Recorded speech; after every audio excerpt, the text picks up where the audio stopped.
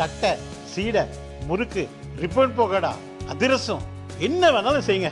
ஒரே ஒரு 5 லிட்டர் இதய மந்த்ரா கடல் எண்ணெய் பேக் ஒரு மாசம் முழுசுக்கும் அத்தனை சமையல முடிச்சு விடலாம். இதய மந்த்ரா.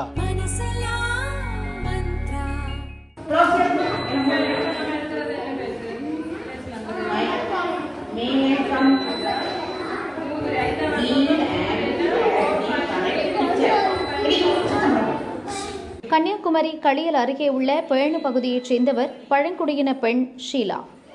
இவர் பத்துக்காணி அரசு உண்டு உறைவிட பள்ளி மாணவியர் விடுதியில் தங்கி பள்ளி படிப்பை முடித்தார். பின் ஆசிரியர் பயிற்சி முடித்து வட்டப்பாறை தொடக்க பள்ளியில் ஆசிரியர் வேலை செய்து வந்தார். தற்பொழுது பத்துக்காணி அரசு உண்டு உறைவிட பள்ளியில் தொடக்கப்பள்ளி ஹெட்மாஸ்டராக பொறுப்பேற்றுள்ளார். தான் படிப்பை முடித்த பள்ளியிலேயே ஹெட்மாஸ்டராக பொறுப்பேற்ற ஷீலாவை சக ஆசிரியர்கள், அப்பகுதி மக்கள் பாராட்டினர்.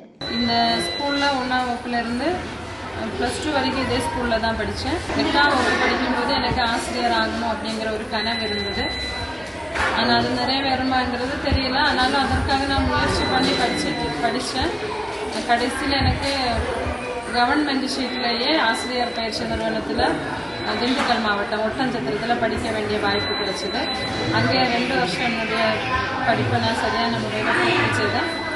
அதன் பிறகு ஈரோடு மாவட்டத்தில் எனக்கு முதல் போஸ்டிங் கிடச்சிது. அங்கேருந்து நான் திரும்ப கன்னியாகுமரி மாவட்டத்தில் 2010 ட்ரான்ஸ்ஃபர் பண்ணியிருந்தேன். அது கன்னியாகுமரி மாவட்டத்தில் அரசு தொடக்கப்பள்ளி, அரசு உண்டு உறைவிட தொடக்கப்பள்ளி வட்டப்பாறையில் 15 வருஷமாக பணியாற்றினேன். அதில் 2022 நான் தலைமை ஆசிரியர் அங்கே இருந்தேன். இப்போ ரீசெண்டாக ஜூலை மாதம் நடந்த அந்த கவுன்சிலிங்கில் நான் தலைமை ஆசிரியராக ட்ரான்ஸ்ஃபரில் தான் பழங்குடியினர் உண்டு தொடக்கப்பள்ளி பத்துக்காணிக்கு ட்ரான்ஸ்ஃபர் ஆகிருக்கேன்.